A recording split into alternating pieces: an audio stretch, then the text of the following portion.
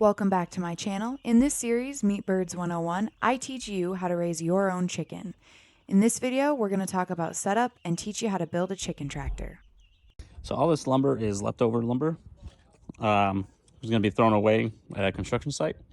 Some of this was left outside longer. As you can see, this is from leftovers from a deck that was torn out. But we go ahead and cut it up. We'll use it for our chicken coops. Doesn't need to be fancy. You don't need a $700 chicken coop. You don't need a $3,000 chicken coop. That's ridiculous. They're chickens. So first, you need to decide how big your chicken tractors need to be. A good rule of thumb is to have 2 to 3 square foot per bird. We're going to be building ours 5 foot by 5 foot, and they'll be about 2 to 2.5 feet tall. So you don't need to spend a lot of money doing this. For us, there's main principles that we look for when we're building our chicken tractor. It needs to be light and easy to move. You can build a bigger one if you'd like, but you're going to have to buy wheels, so we skipped this. Next, you're going to want your food and your water to be attached to the chicken tractor itself.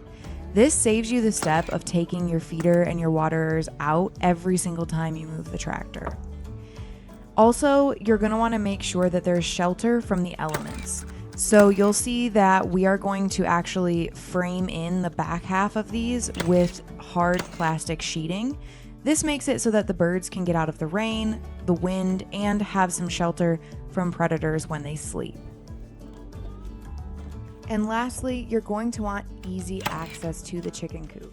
Think about when you're feeding them, when you're watering them, and on butcher day when you're having to take all of your birds out. So for us, we're basically going to build a giant lid that hinges on the top of this frame.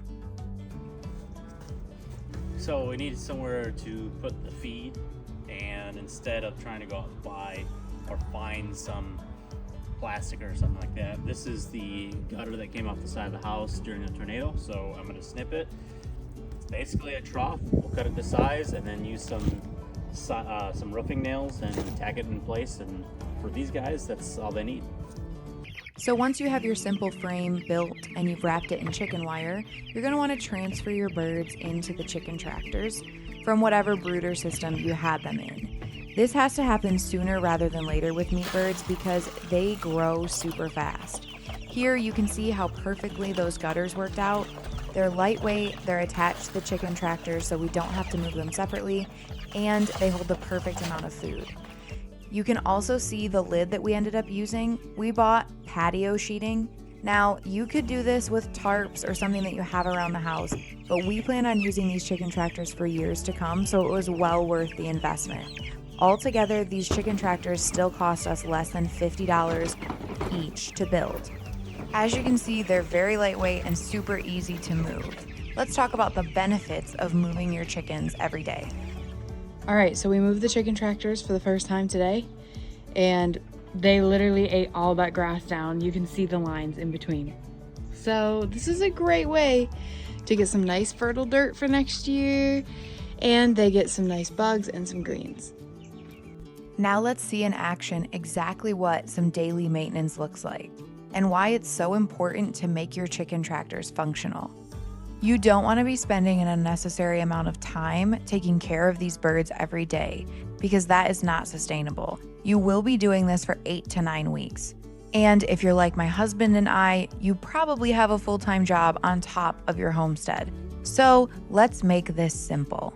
We simply prop up the lid with a stick, grab the waterers and fill them, and then fill the gutters with feed. All in all, this daily routine for our meat birds takes less than 10 minutes and we'll reap the rewards when we have fresh, pasture-raised chicken for the rest of the year. Raising meat birds is a beginner-friendly and cost-effective way to fill the freezer. If you want to learn more about how to do this from start to finish, please give us a follow on Instagram and make sure you like and subscribe because I will be showing you every single step. Have a great one, and thanks for watching.